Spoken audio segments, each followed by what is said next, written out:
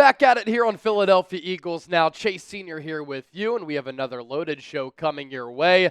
And here's what we have coming up. A major Dallas Goedert update following the 2025 NFL Draft. I want to get you caught up on the latest around the Eagles tight end. And Philadelphia today, visiting the White House for their Super Bowl 59 celebration. We'll recap what happened there as well in Washington, D.C.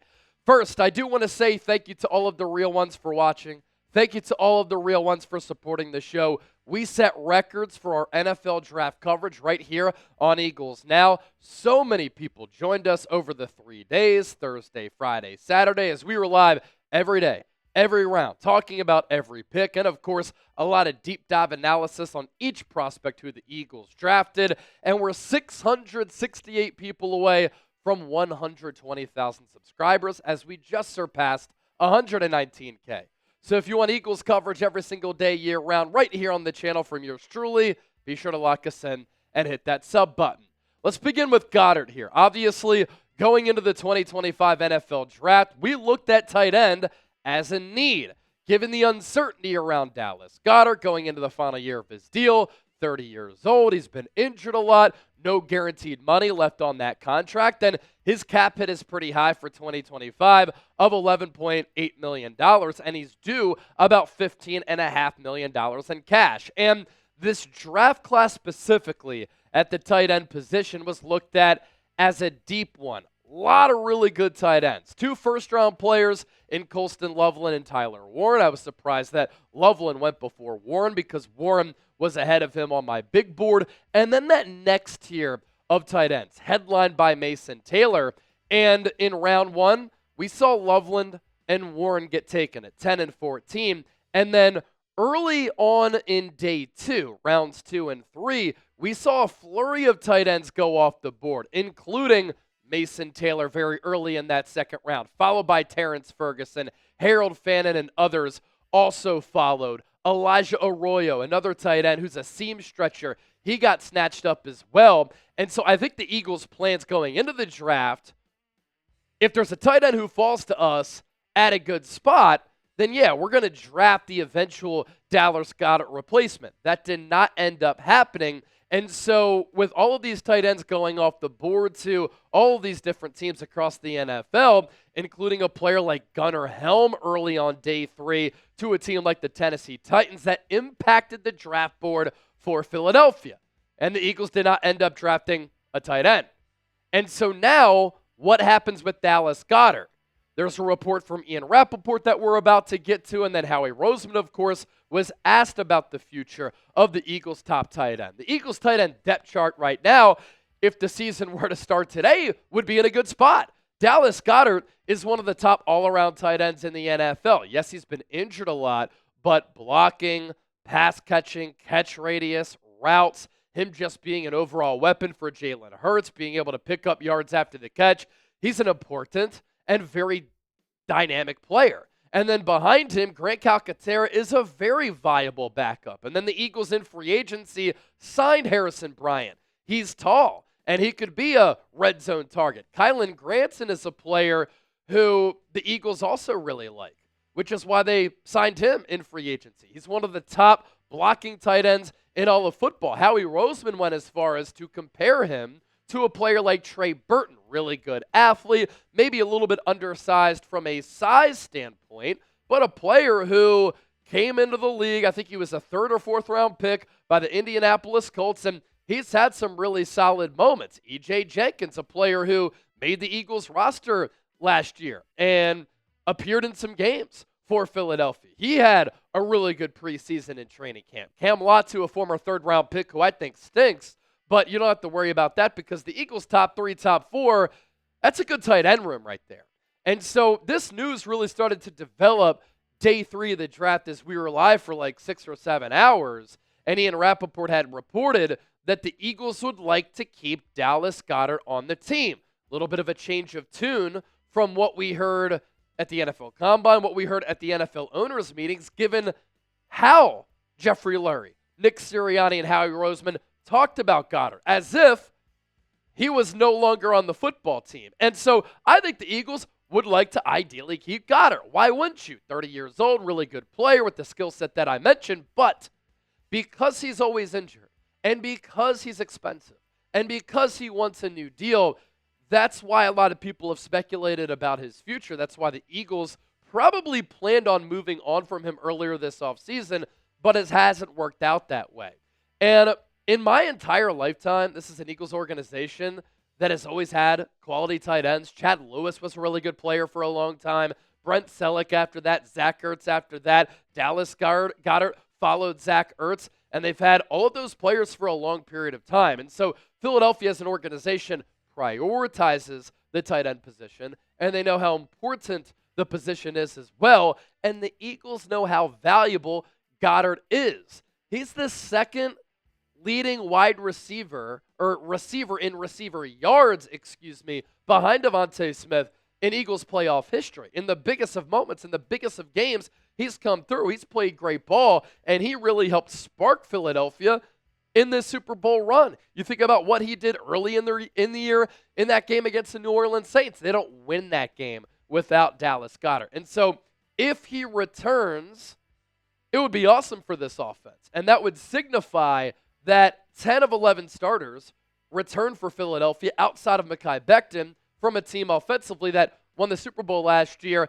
and dump truck Kansas City and that Steve Spagnuolo defense. But if he does return, I think the Eagles want it to be and need it to be at a lower number. And what's the harm of giving him a contract extension at a lower figure if he's willing to accept that? Because right now, Goedert is the fifth highest paid tight end in the NFL at 14 and a quarter, behind George Kittle, TJ Hawkinson, Travis Kelce, and Trey McBride.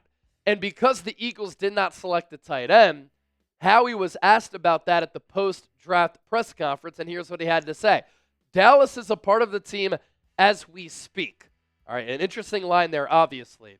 And then Howie continued by saying, obviously, as we go forward, we're going to continue to address things on this team, and right now, nothing further. Dallas is a heck of a player, heck of a person. Certainly don't want to do anything publicly where we're discussing anyone's business, but I have so much respect for him. Been to 2 Super Bowls together and obviously would love him on this team. You always love having Dallas on this team, but we're not there right now on any of that, but love Dallas Goedert.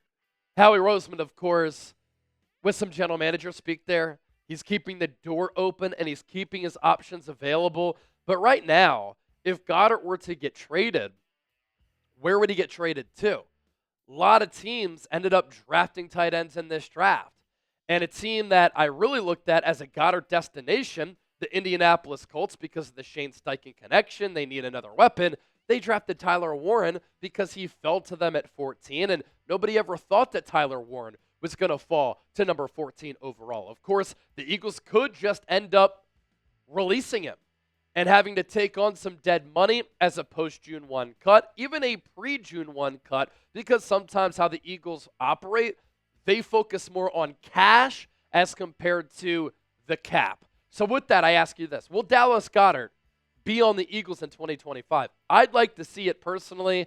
I've remained consistent on that. Type on the roster or off the roster right now. Get your Eagles jerseys today. If you want to get a Jahad Campbell jersey selected in the first round by the Eagles at 31st overall, the linebacker edge rusher combo out of Alabama, you can get his jersey to support the rookie at chatsports.com/Eagles jersey. But when you plug in that link, thanks to our folks at Fanatics, you can get really any Eagles jersey that you could think of, any Eagles jersey that you want. Jalen Hurts, Saquon Barkley, Cooper DeJean, Quinyon Mitchell, a bunch of studs on what is still the deepest roster in the NFL. A player like A.J. Brown, who I think is arguably the best wide receiver in Eagles franchise history. Get geared up for the summer. It's never a bad time to rep the birds. Chatsports.com/Eagles jersey. Use that link. It'll take you to Fanatics. And then when you use that link, Fanatics knows that Chat Sports sent you. All right, let's move forward on today's show. On this Monday, April 28th of 2025, the Philadelphia Eagles had the honor of going to Washington, D.C. to visit the White House for their Super Bowl championship ceremony. And quite the flex by the Eagles as well on the South Lawn. They brought not just one Lombardi trophy, but both Lombardi trophies, as the Eagles have now won 2 rings since 2017, dethroning Tom Brady and Bill Belichick in Super Bowl 52, and then coming through with another triumphant Super Bowl victory this past February in New Orleans, taking down Patrick Mahomes, Andy Reid, Travis Kelce, and all of the Swifties. And so the Eagles have won 2 Super Bowls against 2 of the greatest quarterback head coach duos in the history of the National Football League. How incredible is that? And of course, this is a tradition for pro teams and college teams to visit the White House to get honored by the sitting president.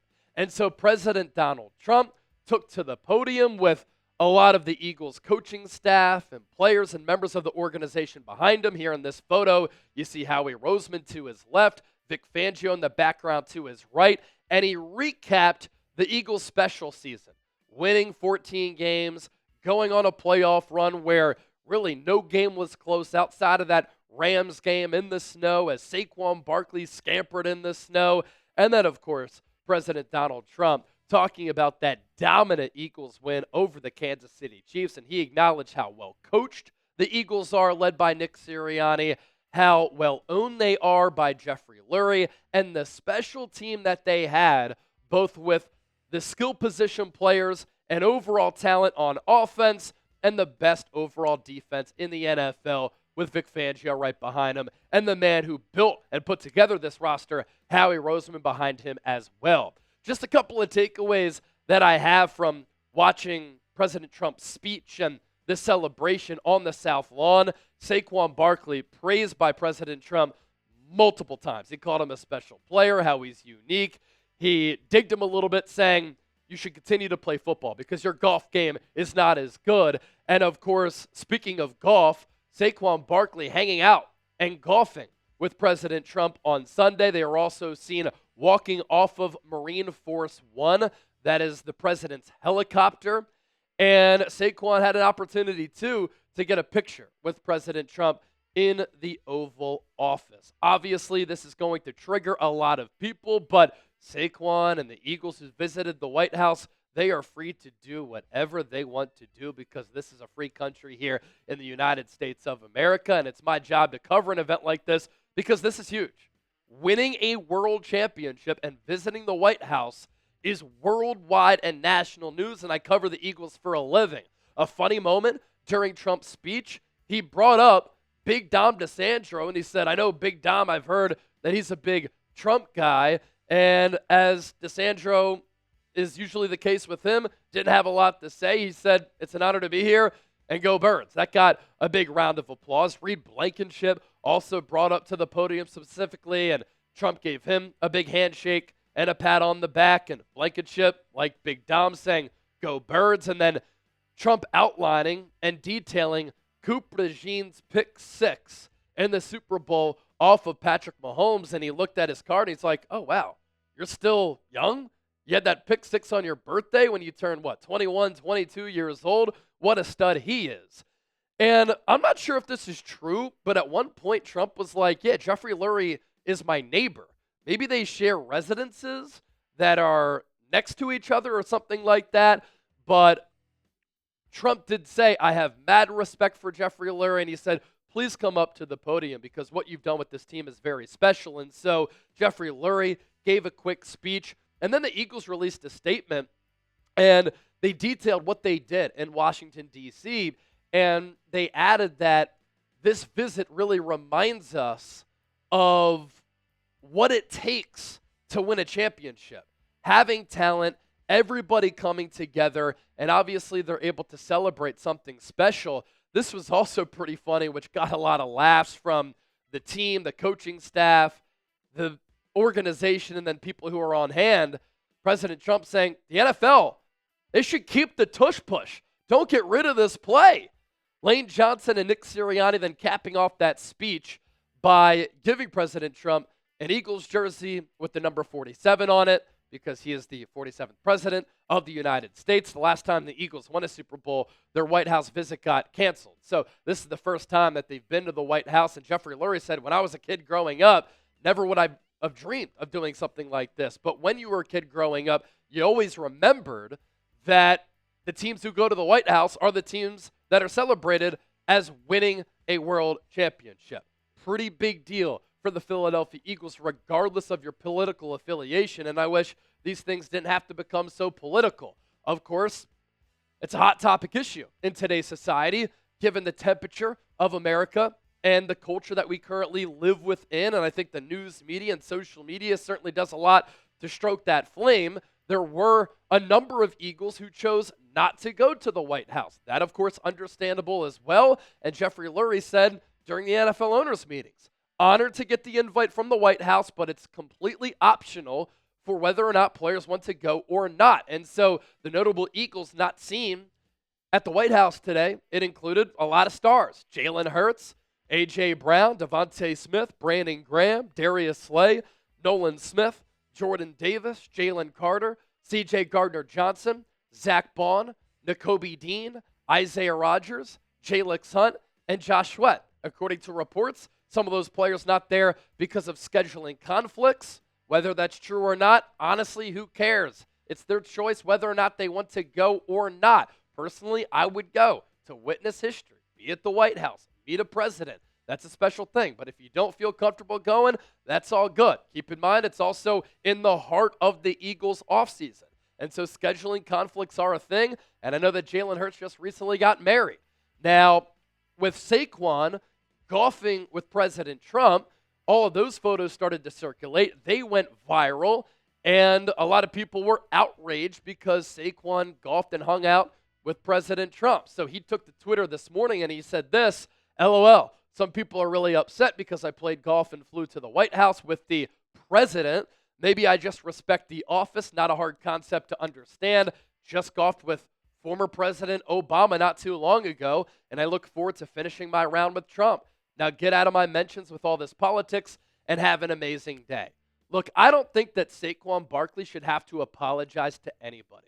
In this cancel culture society that we're in right now, a lot of people will be forced and inclined to apologize. I'm glad that Saquon did not apologize.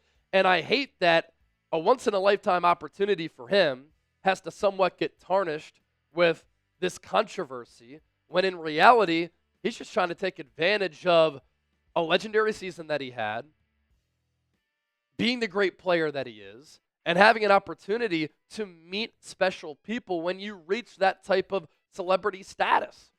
I don't care if a president is Republican, Democrat, or independent. I don't care if I have different views. If they asked me to go golfing with them, I would go golfing as well. And I would try to have a conversation, an open-minded one, and talk about some of the issues that we might not see eye to eye on, right? So a once-in-a-lifetime opportunity for Saquon to hang out with and golf with the president. And Saquon and all of these other players who went to the White House, they are free to do what they want. Just like Jalen Hurts is free to do whatever he wants. He elects to not go to the White House. That's completely fine. I'm not judging him. Jeffrey Lurie even said this White House visit is a totally optional thing. And by the looks of it, there were a lot of players, obviously, we listed some of them, who decided not to go. I just wish that we as a society, right, were more open-minded about some of these things. I wish that we could have more conversations. Just because you might have a relationship with somebody, or you're friends with somebody, or you have an affiliation with somebody, doesn't mean that you agree with everything that they say and do. You and your family members, you and your friends, you don't agree with everything that they say or stand for, but at the end of the day, you still care for them, you still love them, but not enough people think about things like this in that manner. I think that's unfortunate, but politics on both sides have become way too toxic. The right will blame the left will blame the right, when in reality, everybody is to blame here. And then let me leave you with this. Hopefully this resonates with some people. And I know some people are probably ripping me in the comment section. Look, I don't care. Our views, our thoughts, our opinions as people are often formed by our own experiences as people. Where we grow up, who we're around, the different cultures that we're able to experience, that and a whole lot more. And guess what? All of us as people are different. And that's what makes us as people great, unique and special, that we're not all the same. Because if we all were the same, that would be kind of lame. Didn't mean to rhyme, but wanted to leave you with that. Don't forget to hit that sub button here on the show. Let me know what you thought about today's video. I imagine the comment section is on fire. But some background from me. I used to work in news as a news reporter. And so I've covered politics. I've covered news. And for those of you criticizing me for covering the Eagles going to the White House, this is a major event for the fan base, major event for the organization. Winning a world championship is a huge deal, and I think it's an honor to be honored at the White House.